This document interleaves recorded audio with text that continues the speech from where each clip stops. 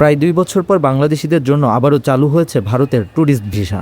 প্রথম দিনেই ঢাকার যমুনা ফিউচার পার্কে অবস্থিত ভারতীয় ভিসা আবেদন কেন্দ্রে দেখা গেছে আবেদনকারীদের দীর্ঘ লাইন।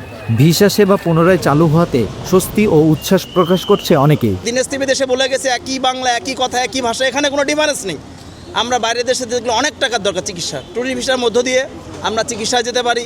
আমরা বাচ্চাকে নিয়ে যখন আমাদের ভ্যাকেশন আসে, যারা সার্ভিস হোল্ডার, আমরা গিয়ে ভারতে ঘুরে আসতে পারি খুব অল্প টাকায়, এবং আমরা বাংলা ভাষায় কথা বলতে পারি। আমরা চীনা ভাষা, জাপানি ভাষা, থাইল্যান্ড ভাষা শেখার কোনো প্রয়োজন নেই। তো আগে মেডিকেল বিষয়ে গেছি, এখন সমস্যা, এখন আবার যাম ডাক্তার দেখাম। এত মোটামুটি 2 বছর পরে ভিসা পাইলাম। এই যে এতদিন পরে ভিসা পাইলাম, এটা তো অনেক কিছু। আমরা পুরীতে যাব জগন্নাথের রথযাত্রা টানে।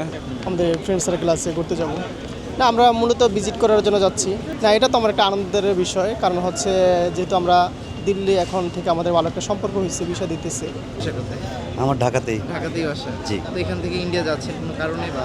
কোনো কারণ না, আমার মানে আন্তর্জাতিক ট্যুরগুলি আমার হবি।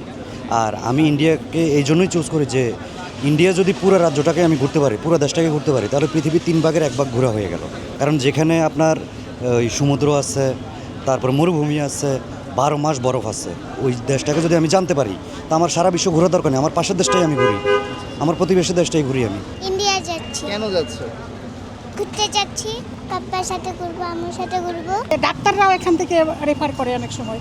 ডাক্তাররাও বলে যে অমুক ডাক্তার এইটা যেটা জটিল রোগ, আবার দেখা যায় অনেক কম খরচে ওখানে করা যায়। হ্যাঁ, এখানে যেটা খরচ হয় তার থেকে ওখানে অনেক কম খরচে আমরা করতে পারি। হ্যাঁ, এটা এখন খুব জটিল করতে আশাবাদী, খুব সহজ করবে, খুব দ্রুত সময়ের মধ্যে আর কি। অনেক দিন বন্ধ ছিল তো, যার কারণে এখন সবার আগেই করতে চাইছি আর কি ভিসা, তাতে সবার আগে ট্যুর দিতে পারি। গত 2 মাস ধরে আমার মেয়ে ট্রিটমেন্টের জন্য ট্রাই করতেছিলাম, পাচ্ছিলাম না। প্রথমে ঢাকা থেকে ট্রাই করছি, এরপরে ঢাকা থেকে কিছু ডকুমেন্ট শর্টেজের কারণে হয় নাই। পরে চট্টগ্রাম থেকে প্রায় দীর্ঘ 1 মাস ট্রাই করলাম, তাও হয় নাই।